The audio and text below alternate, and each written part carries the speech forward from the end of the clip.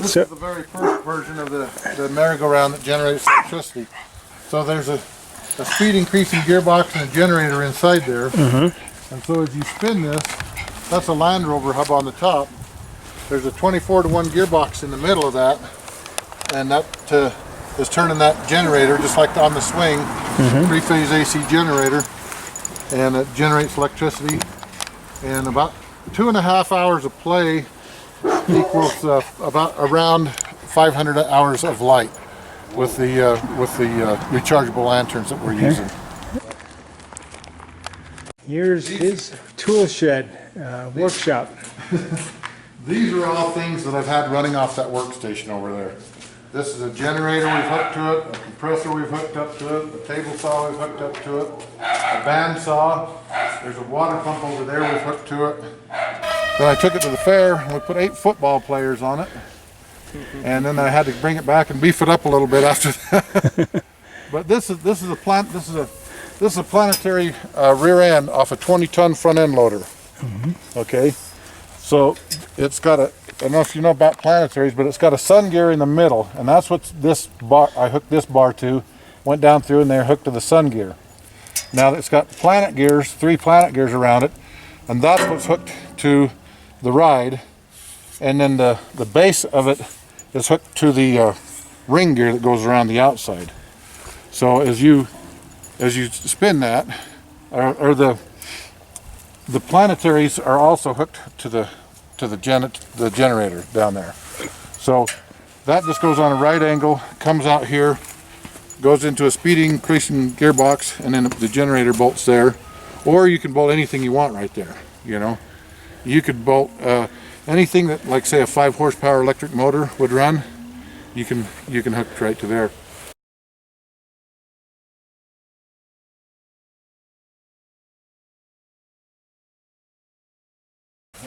So this lower bar and this one is made for children, and the top bar is made for adults. So this is cool. So the harder you pull, the faster you go. The faster you go, the more electricity you generate. So you can see the power is being transferred down through there and out into this gearbox. You want to film the gearbox right there? So this 3-phase AC generator, it spins this way or it spins that way. It doesn't matter. You know, it's putting in different voltage, different directions. It's alternating current. We send it into the same apparatus that's in your car. It's called a bridge rectifier. That turns it into DC power, and then that we can clean it up and put it in a battery and store it. And so you don't have to be spinning on this to get the energy. This is another one of my inventions over here. So it's the same principle. Once you get this flywheel going, we're using that kinetic energy that's stored in this flywheel. And so it's the same principle. We got a generator we can hook right here, and we can increase the speed or we can decrease the speed with this simple gearbox out of a Toyota. So as we run it backwards, so reverse is actually the fastest gear, and then if you put it in 4th gear, that's actually the slowest. And then it's first gear is the fastest, next to reverse. And then also you can come off this right here, and you can run, I've run compressors, table saws, wheat grinders, everything off this flywheel right here. You can pull power off to here, up to about 5, maybe 7 horsepower up here. We also got belts you can put on these. Some of these have grooves in them for belts.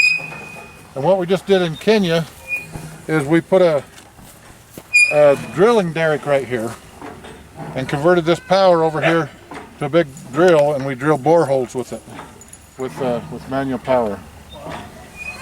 So, and it's designed so you can put the tires on, drive it to wherever, pop the tires off, sit down, and like I say, you can grind wheat, you can saw wood, you can drill water, you can pump water, anything that requires an electric motor, you can pull off this end here, and through this you can make it whatever speed you want it. You can increase it, decrease it, and you can actually run something off here, like you can be running a table saw, whatever off here, grinder or something, and you can hook the generator up here, and you can also be generating electricity at the same time. And then that electricity can be stored, and so everybody that's working on this can go ahead and charge their cell phones at the end of the day after they've done whatever they're doing with this work up here. So we have one of these in Kenya right now running, and we've actually separated the drill rig from this so that you can either come and you can set it up next to the workstation, is what I call this. You can either set the drill up next to the workstation and power it off this, or you can pull it back and run it off a 10-horse diesel motor. And we core drill, so we don't have to have a pump and everything to pump liquid out of the well while we're drilling. We just dump a little water out of a 5-gallon bucket, and we've gone through up to 30 feet of solid rock and coral rock, drilling cores out, and then we'll pull the core out and we'll drill another 8-10 inches. This is just a surface well. See, the Great Salt Lake is not too far behind us, and I'm going to put one of those lights actually in this well. I've got some great big pieces of carbon and magnesium, because this water is salty. That is just groundwater. You can see how far groundwater is down. Oh yeah. So that's the water table here. Don't you fall down there, puppy. Yeah. So I wanted to tinker around with the way to pump water that made it fun for the kids instead of a labor. So this is the same type pump, Indy Mark V pump that you'll find in Africa. It's a brass pump down there. Mm-hmm. And it goes down there, and it'll move that pump. So you push with your feet and pull with your hands. Push with your feet, pull. So it's going this way you pull. So then you release it, and then I pull. And you pull, and I pull. You got it? So, I mean, it doesn't take much energy, and we're pumping water there. So I used all the mechanical advantages. We've got kinetic energy stored in our momentum. We've got leverage here to give us leverage. We've got, anyways, so you can see how that's working, and you can just pull out the pin right there at the end, pull it out, and you're separated from the swing. Now the other side, if you want to come around there and film that's a 3-phase AC generator. And it's going through a speed increasing gearbox. And it's a food processing gearbox, so it's all weather tight, you know. And this shaft running off this one goes across there, goes through that 3-phase 500 watt windmill generator.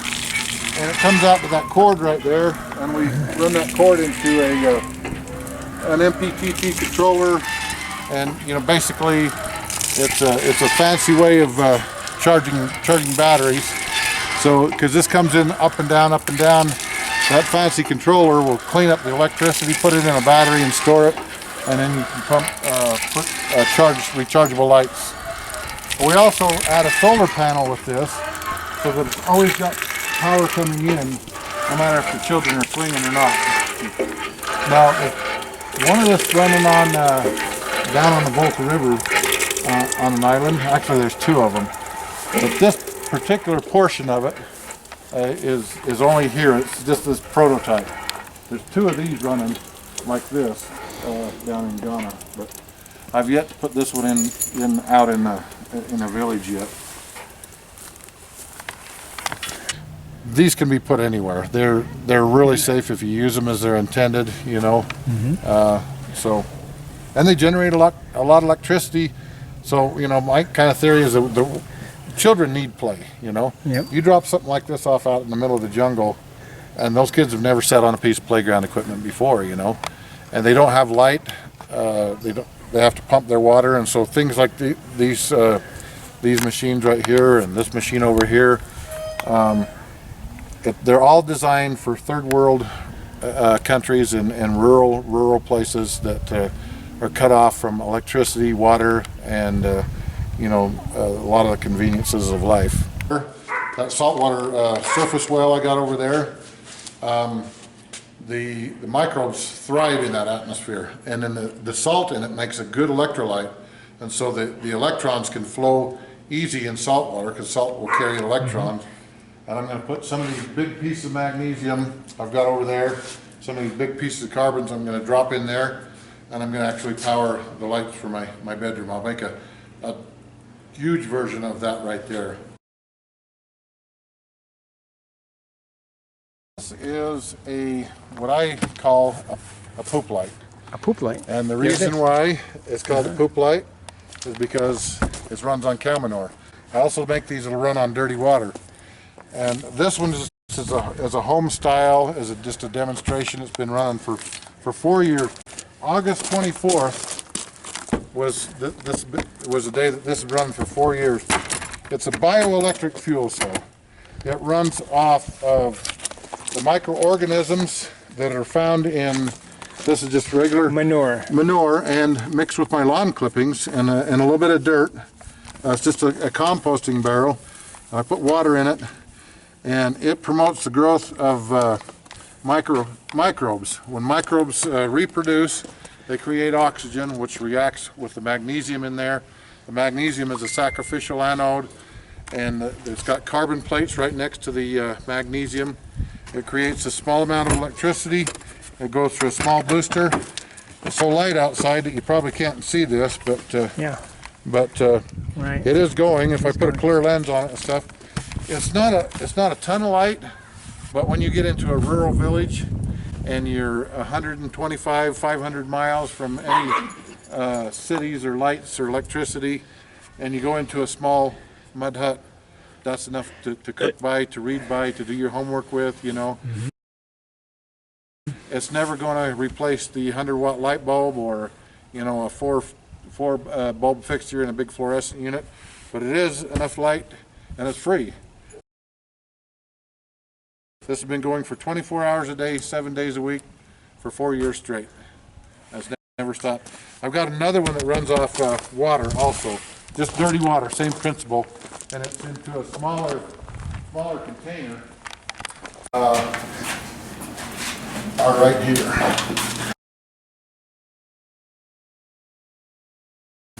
This is called the liquid light, and you can see just on a smaller scale, that's what's inside that over there. Now this one's got two different ones. This is actually graphite, and this is actually carbon. You can see, you can't hardly tell the difference.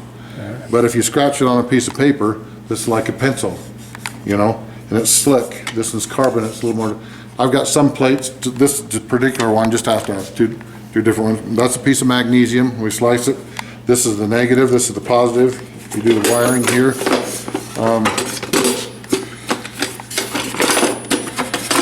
Fill it full of dirty water, swamp water, close it up, hook your light to right there. You got anywhere from about 1 3/4 volts when it's brand new, and it'll level off sometimes between 1/2 volt and 3/4 of a volt, which is enough when we boost the circuit to run an LED. We run a dual thief circuit through it.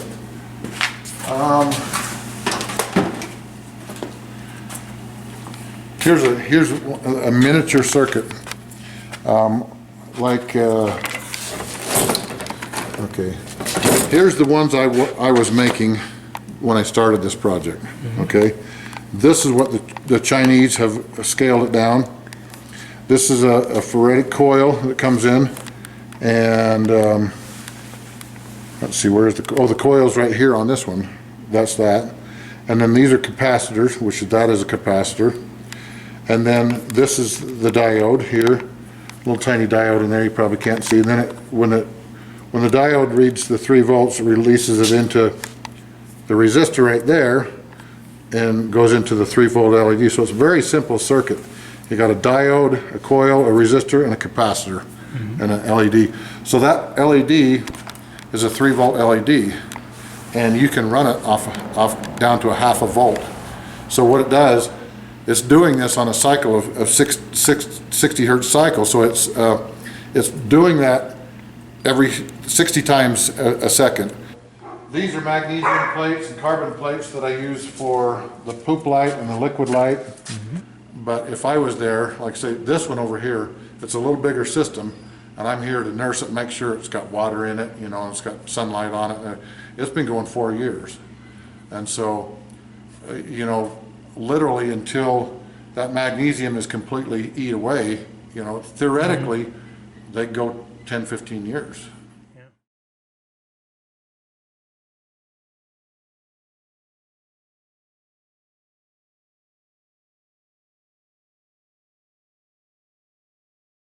My name is Alan RISER. I live in West Corrine in northern Utah. About 2005, I went and got a passport, and I started going to Africa and then doing humanitarian projects.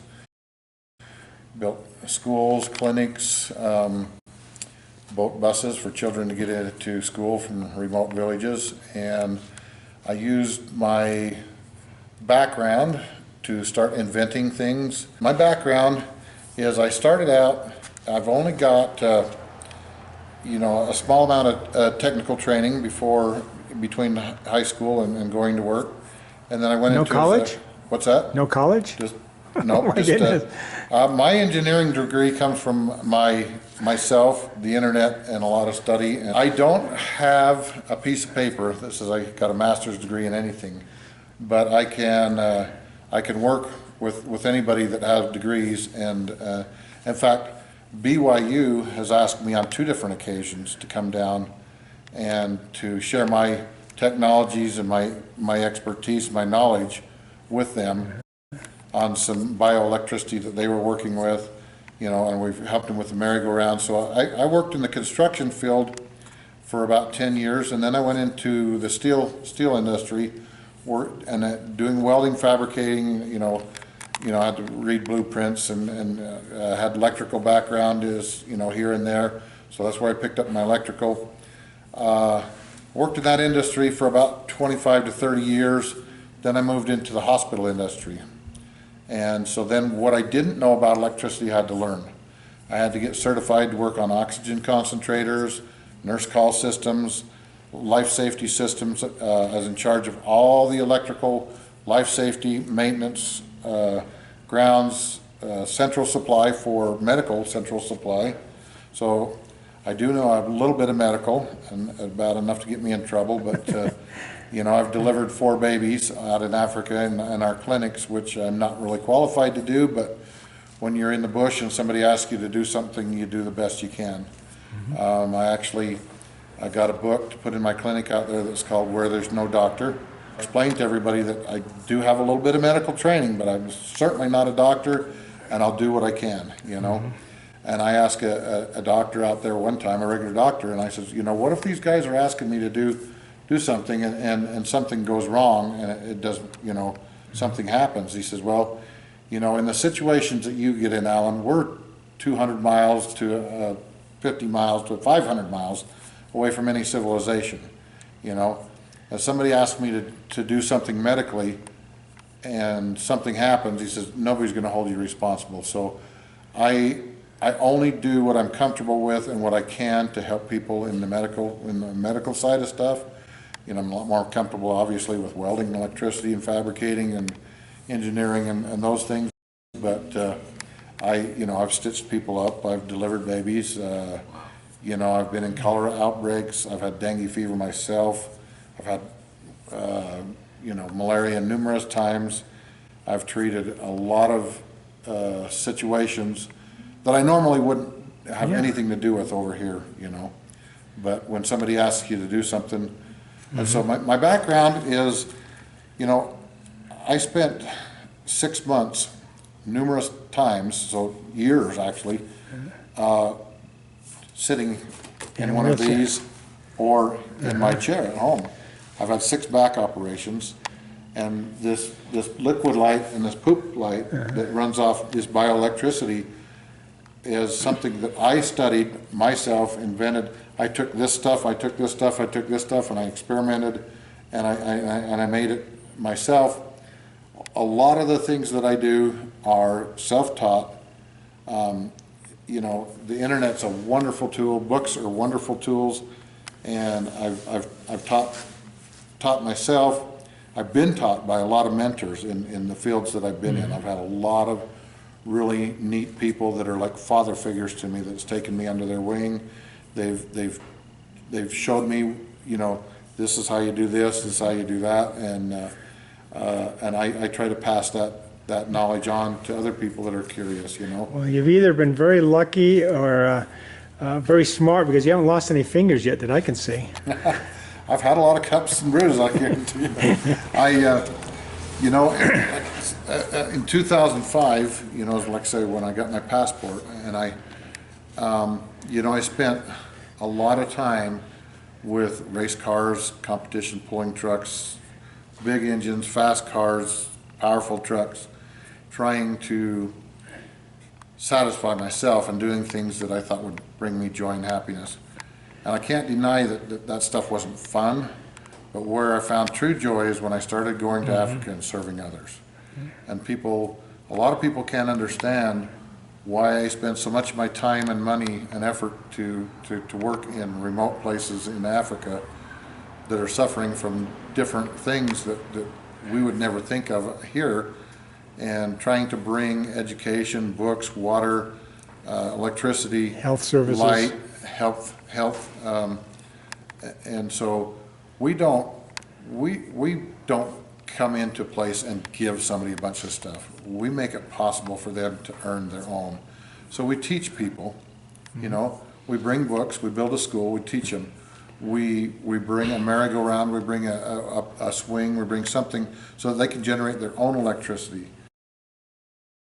I found that if a good person with a kind heart wants to do something humanitarian, they run over to Africa, they drop off a solar panel and a battery and a couple lights, I can guarantee that I'm going to come back there in a year or two. They're going to ask me to fix it because it doesn't work. You know, Exactly. they don't have any meters. They didn't get any training. So what we do is we try to give people life-sustaining opportunities to help themselves, because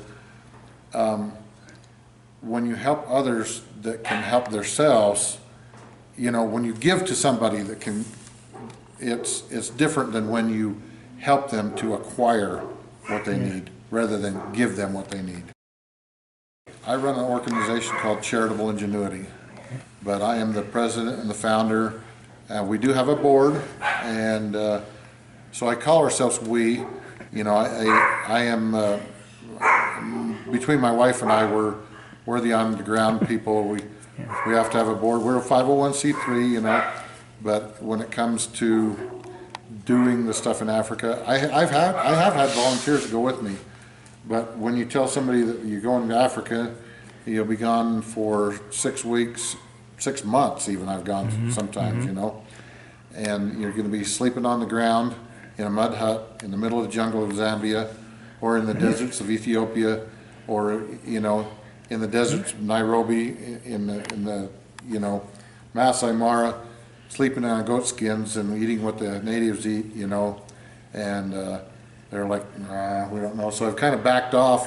When I back off a little bit, and I say, okay, we'll spend a couple days in the bush and we'll do a safari, and I'll get you to a motel. Then they'll come with me, you know. But when I go out into the bush, it took me 2 weeks just to get to where I wanted to go in Ethiopia. You know, and we had a Land Rover and fuel and 4 spare tires, and we went into no man's land where there was no roads. And when I go down to Lake Tanganyika, the longest it's taken me, one time it took me 10 days to get to Tonga Village on Lake Tanganyika.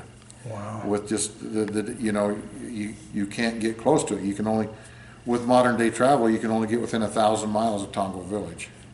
And then it's boat, hitchhiking, buses, trains, you know. And so a lot of really good people donate to my organization. At first I struggled. I used all my own money, you know, and when I opened up Charitable Ingenuity, now people can donate to and have a tax deductible donation. It's a 501c3 organization, and actually last year the workstation was the first project that was totally funded by you know, donors and good-hearted people that donated to. And a lot of the projects I've had some donations, and a lot of the money come from myself and my wife. And I work 2 to 3 jobs, and I put some of the one job aside, all this money from, and I work the entire summer during harvest season and growing season. I cut hay, I take care of the cemetery. I've got 5 pilot cars. I run the Africa organization, and I've got 8 screws, 2 rods, 4 bone grafts, 6 spacers in my back, and if I stop, I'm going to be done. And Yeah, so you're gonna. I do a lot of sitting down. You know, I don't stand for a long time. I don't walk very far, but I keep going. My wife, bless her heart, when our children, our last child turned 18, moved out, and all my children are married. I've got 14 grandchildren now.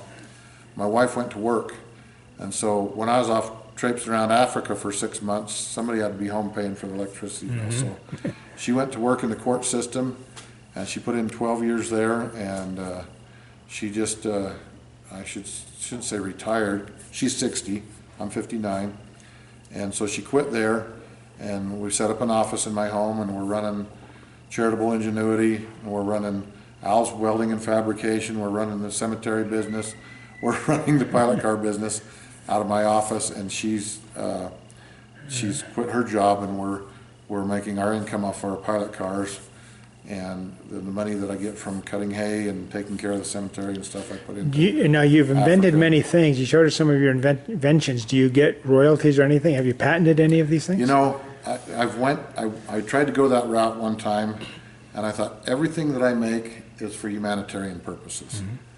I went to an organization called Goal Zero, big organization. It's way into solar and everything else. And I took my light invention over there and I showed it to them, and they said, if we can't sell it to the rich and the poor, we don't want nothing to do with it. I hadn't condensed it down into the liquid light yet, and maybe they'd be more interested, but it's catch-22. I got to do something to earn money. You can't feed the hungry from an empty cupboard. That's right. And so I got to do something, but these inventions that I do are so focused on the less fortunate and third world countries that I don't see how I could spend thousands of dollars on patenting them and millions of dollars to market them. But how do you market something to the poor, and the needy? It's all a volunteer. It's all a charitable type thing. So maybe one day I'll hit that silver bullet where I can make $1 million off something, and I can't imagine how many schools and clinics and lighting projects and stuff I could do with $1 million. Right. But we're set up with an organization and a board now that we could legitimately get. We have an office. We got a few volunteers and stuff. We could actually get a big grant from USAID, USAID.